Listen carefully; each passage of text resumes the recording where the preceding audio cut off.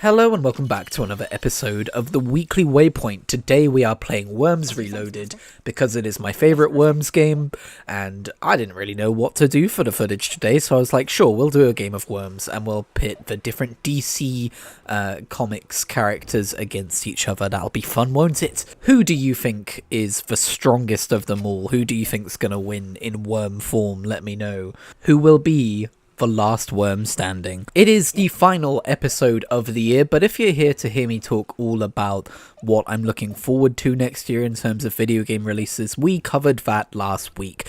And if you're here to hear about my favourite games that I played this year, that's going to be coming in more of a scripted video that I like to do at the end of each and every year. So we'll just stick to talking about my week like normal. This week it was Christmas, had a lovely Christmas, saw lots of family, had lots of laughs, got some lovely presents. I got the Superman Warworld Saga Compendium, which I'm looking forward to reading through when I finish reading the Death and Return of Superman Compendium, which I got myself about a month ago, maybe not quite that long ago. I also have a compact comic of DC The New Frontier, which should be arriving any point during recording, so that might happen. But I think the main thing I want to talk about today is my first impressions of a little known game called Expedition 33. Now when I say first impressions, I'm about 5 hours in, so well past the prologue and a little bit into the game, and I'm starting to see what it is and the general structure of it and how it's going to work.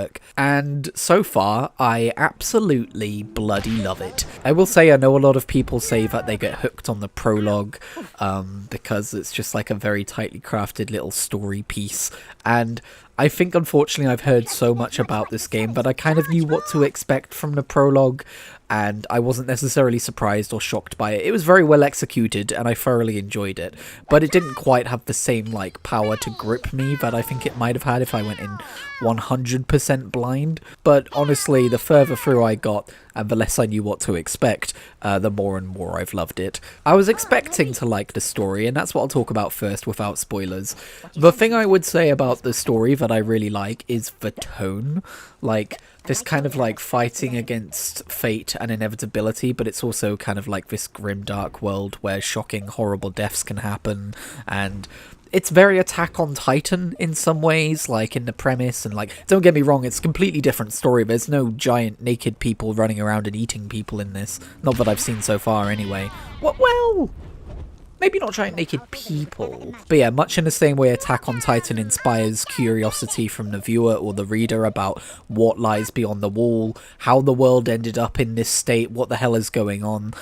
Expedition 33 is a very similar kind of a story in that sense, and I really like that. As it turns out, that really works for me. But what I was not expecting to love was the gameplay. I expected to like it, I didn't expect to love it. And I'm sure you've heard, but it's a turn-based RPG, except during the turns. There are quick time events, such as when you're, performing a move. If you hit the right button prompts at the right time, you perform the attack more potently.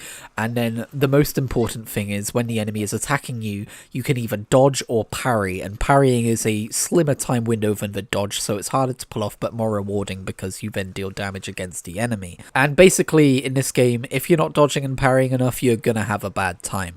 But I really like that system because it means that theoretically, if you get good enough at dodging and parrying, you can take on enemies which are far above your level. It's just going to take a while to whittle them down, which means you have to be good at dodging and parrying because you're going to be doing it more per fight. It means that one of my biggest problems I have with, for instance, the Dragon Quest series, which is you can go up against a boss and just statistically be unable or very unlikely to win and not know that until you keep trying and realize you need to go and grind.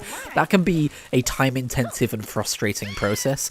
In a game like this, you might run up against that same kind of a boss where statistically you would be unlikely to win unless you're good at dodging or parrying, and then you can either just try and get better at figuring out the animation tells, or you can probably go off and grind and make it easier on yourself in that way. It seems like less of a hard wall is what I'm saying. And the other thing I really like, which I've only just learned was actually added to the game in a later update, despite the fact that I'm basically playing on the default game mode for default everything. But when you lose a combat encounter, you just get the option to retry it, which is So nice.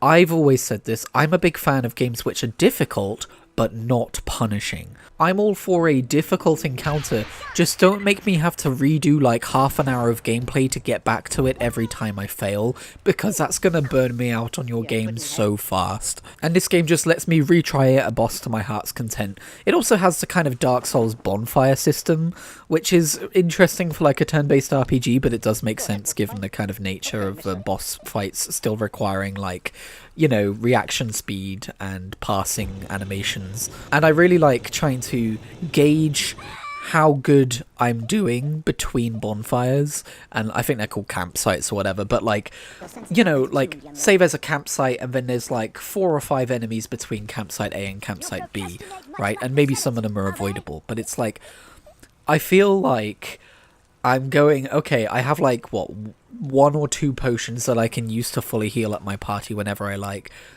How am I doing? Like, am I able to reach the next checkpoint? Should I heal up or should I hold off for the moment and try and, you know, beat this next enemy without needing to heal up beforehand? Because then if I'm a little bit lower health, I can heal up more efficiently and make better use of my potion. It also makes exploration a kind of additional challenge. Like, do you want to see what's going on in this cave over here? It will lead to more enemy encounters and you might end up having to lose and go back to your original checkpoint again. It's a video game mechanic, but it's really compelling and I really enjoy it. And I have gone down these additional paths and I've taken on these optional bosses. Like there was one which had a trumpet or a trombone of some kind and its attack animations were based around that. And it took me 5 or 6 attempts to get it right and beat the boss. I might have been a little bit under-leveled for it even, but I did it and I loved just being able to continually retry until I understood the animations and I got it down and I was able to dodge and parry enough to win. Who knows how I'll feel about it as the game ramps up in difficulty? Will I still enjoy the system? I feel like the way it's made is gonna be enough to allow me to enjoy it and feel like I'm never trapped in like, I just can't get past this boss. I feel like there's always going to be options available to me, but we'll see as we go along if I still agree with that take. Also, the environments in this game are absolutely stellar. The second, I would say, explorable zone that you get to in the main game is incredible. Such a cool concept and such a wonderful atmosphere, and I really like the enemy designs and stuff as well. It's just been such a wonderful time so far. Also, in terms of games I played this week, I played a little bit more Assassin's Creed Mirage. I'm still pretty early on in that game, but I mean, I've just been playing it and enjoying it, and you know, when it hits and it feels good and you're like, ah, I love Assassin's Creed. Been feeling that. Don't think this game is going to hit the highs of like Assassin's Creed 2, Brotherhood, or anything like that, but it is a very competent traditional style Assassin's Creed game, which I plan to play all the way through. I am enjoying it a lot. And speaking of Assassin's Creed, I took advantage of the Steam Winter Sale to begin collecting the games on my Steam account because I mean, that's where I'm mostly playing games these days, and I want to replay these games over on Steam and get the achievements and stuff. For those of you who don't know, by the way, Ubisoft, I think it was this year, went through and retroactively added Steam achievements to a whole bunch of their older games, including most Assassin's Creed titles all the way back to Revelations. They haven't done Brotherhood and 2, I don't know why, but they've done everything between Revelations and the modern games, so that's nice. They also have been doing it for their other games, like they did it for Immortals Phoenix Rising, and I'm sure a bunch of their Far Cry games and shit like that. But yeah, I picked up the complete editions of Assassin's Creed's Origins, Odyssey, and Valhalla. Actually, technically not Odyssey, because I didn't need the deluxe pack. I got like the gold edition, which is everything but the deluxe pack. Anyway, it doesn't matter. I got those games and I'm excited to play them, especially Valhalla since it has cross progression. I don't need to start a new save file. But Origins and Odyssey are some of my favorite games ever made, and while I don't know if I'll necessarily replay Origins for a third time anytime soon, I do want to replay Odyssey because I've only played through it fully once and a little bit of the start a second time around. Also, it might be fun to play Odyssey and then Origins and go in order of the time periods that the games depict. And I never did finish Odyssey's DLC back on PS4, its second DLC, which is the one I was most excited to check out, so I should get around to doing that too. But I'm not going to start up any of those games until I have finished, or at least decided I'm done with Assassin's Creed Mirage. I could have picked up Assassin's Creed Shadows as well, but that's like £30 and I can wait for a future time when it's much cheaper than that. I've heard that Shadows is not the best entry, which is a shame considering we finally went to Japan and all that, but you know, Ghost of Tsushima and Yote also exists, so it's not the end of the world. But I will inevitably give that game a go anyway, because I tend to enjoy Assassin's Creed games more than most people, so who knows, I might enjoy Shadows more than most people as well. Although, that Attack on Titan crossover time-limited quest thing they did sounded really dumb. Now, there are still a few games that I'm eyeing up in the Steam sale. I'm tempted to pick up a Far Cry game of some variety, and I've never got into a Far Cry game before. But as someone who likes Ubisoft's open world gameplay design and is kind of in the mood for something a little first-person shootery, or maybe third-person shootery, I think it's strictly first-person though. I wouldn't mind giving Far Cry 5 another go. I gave it a go when it was on Game Pass, and I remember I played through the intro experience, I was like, wow, this is a really good game. And then they let me loose and said, now go nuts, go free, go do whatever you like. And I was just like, oh, this is an unfocused experience and I've lost all motivation to continue. But I wouldn't mind giving it another chance considering how cheap it is, so I might do that. I was also momentarily tempted by Far Cry Primal, which is a spin-off of 4, I believe, set during the prehistoric ages, like 100,000 BC I think it is, which is really interesting to me. That's kind of like an area of intrigue for me, but I don't know, watching like gameplay trailers and story stuff, I don't know if the story direction is really something I would vibe with. It seems less, ooh, look at this interesting exploration of prehistory and more, yeah, whoa, you're fighting mammoths, go fight a mammoth, oh, it's so cool, look, there's a saber-toothed tiger. Like, okay, alright, dude, chill out. I don't know if I can expect a meaningful exploration of what it means to be a human in prehistoric, you know, pre-civilization humanity in that game, so maybe I'd be approaching that game from the wrong angle. Another game I have my eye on, though, is Avatar: Frontiers of Pandora, also by Ubisoft. A lot of people describe it as basically Far Cry Avatar. And I think that would interest me more, not because I'm a huge Avatar fan or anything like that. I think I've seen the first movie like once. But because, you know, it's sci-fi, it's the idea of exploring this alien world and fighting against the people who, you know, the humans who would come and try and harvest it and ruin it. I remember when that game first got announced, and I remember thinking it looked pretty good from the outset, and I've been looking at reviews and stuff, and a lot of people seem pretty surprised by just how good it is.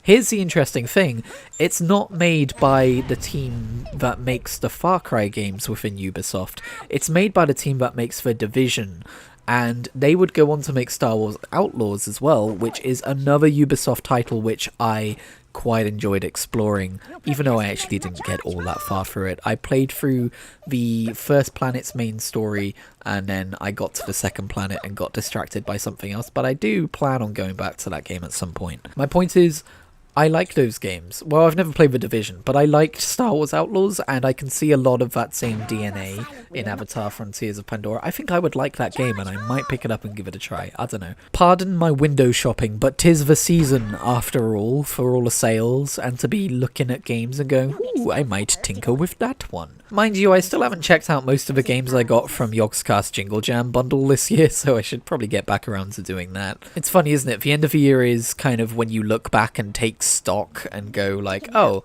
you know, maybe I should focus on completing more games, right? I think I definitely did that last year. I remember being like, I'm going to make a spreadsheet about games I complete, and I'm going to try and focus on one before moving on to the next one and all this stuff. And this is something I'm constantly struggling with, like how much do I fight against my nature and how much of that makes me miserable in itself. It's all about striking the right balance of like, oh, I should really get back to this game and try and finish it before moving on, and oh, I'm not not letting myself enjoy things because I'm making myself finish a game that I'm done with. I think I'm just gonna try not overthink it this time around. By the way, I did finish 10 games this year. I finished Final Fantasy III, Gex Enter the Gecko, Grid Legends, Guild Wars 2 Heart of Thorns, Guild Wars 2 Living World Season 3, Guild Wars 2 Path of Fire, Pokemon Violet, World of Warcraft The War Within, Castlevania Harmony of Dissonance, and LEGO Marvel's Avengers. Yes, I am counting those Guild Wars 2 expansions and Living World seasons as games because they contain about the same amount of content as many games do. But you will notice most of those games are pretty short, within like the 8 to 10 hours range. And that list pales in comparison to the list of games that I started but did not finish this year. But you know, it's fine. You know what I did finish this year? Whole bunch of comics. A list I will not read out to you because we would be here all day long. But I can tell you that has 105 entries in the spreadsheet database, and it's mostly like trade paperback volumes, the way I've collected what I've read. In fact, I think that might be the smallest format that I've collected as a data point. After that, it's all like, you know, I've done a few compendiums, I've done a few like entire runs and stuff like that. It's a little messy, but it makes sense to me. If there is one thing that I can say has characterized my year, it's becoming more of a comics fan than ever before and really sinking some time and money into the hobby of both collecting and reading comics. I think it was this year I spun up the Kritigri Talk Stories second channel, which is where I go and talk about books and movies, but mostly, turns out, comic books. So if that's a channel you didn't know existed,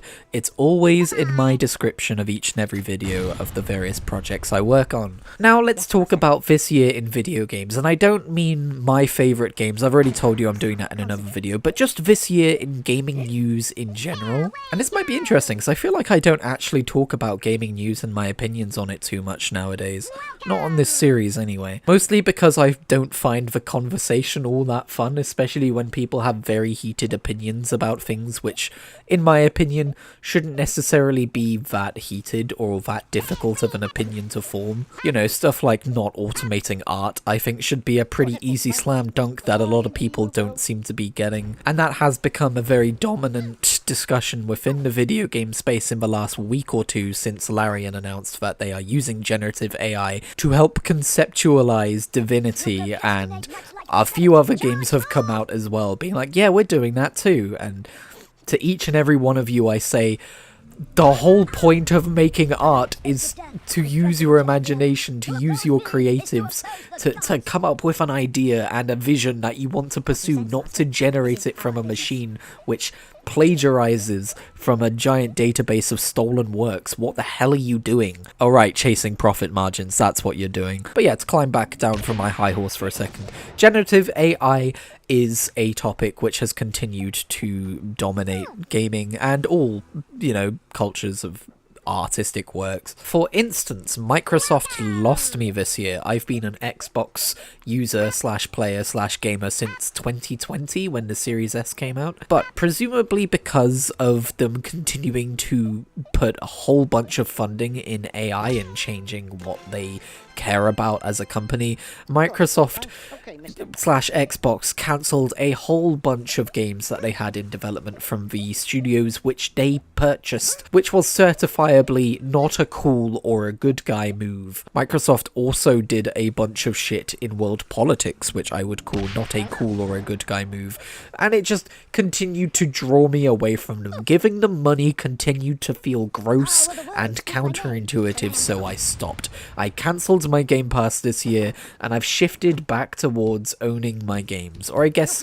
at least as much as you can own a Steam game, a digital game. And while I was already playing more on PC nowadays than I used to, I haven't turned my Xbox on in months. This is one of the reasons I've decided to start buying Assassin's Creed games on Steam despite owning them elsewhere. It's because elsewhere is my Xbox and I just don't really have that set up anymore. And for better or worse, I am the kind of gamer who cares about what ecosystem he's a part of, and I like all my things in one place, so I do end up buying things multiple times to my own folly. It's not exactly a rare phenomenon in the hobby, let's be real. But yeah, not only did Xbox lose me this year, but also AAA gaming in general. And I'm not the only person to think this, but it's been feeling more and more unnecessary. I've been spending more time with indie games and AA titles this year, and I've been having a blast for doing it. Not in like a seismic way, but in a gradual kind of way for sure. The Game Awards this year had more indie game nominations in the Game of the Year category than ever before, and however you feel about Expedition 33, it is technically an indie game, and it did win more awards than any game ever has in a single year. Obviously, the Game Awards is just one awards show slash body of judges granting awards to people, but yeah. I'm really hoping AAA publishers are sweating right now, but let's be real, they're probably not. Regardless of how they feel though, I think 2025 and gaming for me will forever be characterized by this shift away from like the mainstream and the big companies due to their ideologies and just their general way of doing things, and a closer examination of smaller independent titles which a lot of the time are more innovative and more interesting and more fun. I've said this before, but I'll say it again. I don't think AAA games were really a thing when I was a kid, not in the way we recognise them now. I would say that really began in the PS3 slash Xbox 360 era. Growing up in the PS1 and PS2 generations, it felt like smaller, independent developed titles were gaming, and it feels like the indie developers of today have really reclaimed that kind of, you know, video game. Not just because a lot of indie titles opt for a retro aesthetic or like PS1 looking environments and stuff, which I'm a fan of, but also just because smaller scale games are prospering more among more people. It feels like we've kind of been reminded that we don't need every game to be this AAA, multi-million, multi-year long developed project in order to be some of the best stuff that we can play that year. And you know, I've just talked about Assassin's Creed, right? I don't want AAA gaming to go away forever. I think it has its place, but I definitely think it's overstepped, and I definitely think it's in jeopardy. But I don't find myself feeling too bad for AAA games on that front. But to wrap up, hey, my comic arrived, my compact comic of DC The New Frontier. It's a nice chunky little thing, 400 pages. I was showing my friend and they were kind of surprised, like, whoa! £8.50 for that? Yeah, that's what I've been telling you. It's interesting to compare it to the Superman Warworld saga, which I am very grateful to have received for Christmas. But that's like a 700-page compendium and it's like £45. So you're looking at like £32 more for like 300 extra pages and standard comic dimensions. When you compare and contrast the two different formats, it can get a little wild. Also, the paper stock is different. Anyway, that's a topic for a different channel. Thank you for tuning in. I hope you will have a wonderful new year, and I will catch you in whatever I make next.